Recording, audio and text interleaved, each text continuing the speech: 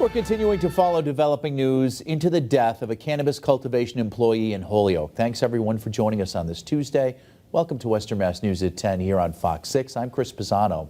The Department of Labor's Occupational Safety and Health Administration, or OSHA, filed 3 serious violations against True Leave in connection with her death.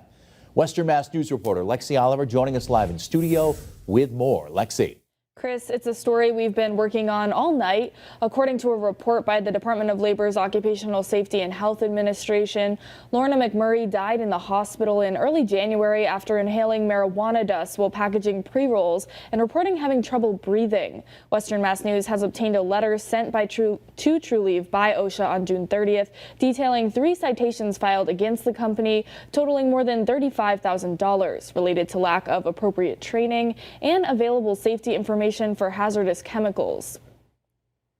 A spokesperson for True Leave tells us in part, quote, "Out of respect for the family's privacy, we are not going to provide any details as to the specifics of that day." However, OSHA conducted a thorough investigation of the Holyoke facility. PPE was available on site. They tested the air quality throughout the facility, and the samples were all well below acceptable ranges. OSHA did issue citations related to communication standards, and True Leave has contested those findings. The Hamden District Attorney's Office tells us there is no active criminal investigation into McMurray's death, but we have reached out to the attorney for McMurray's family on this, but have not yet heard back. And we expect to have more information on this incident in the coming days. But for now, reporting live in studio, Lexi Oliver, Western Mass News. Lexi, thank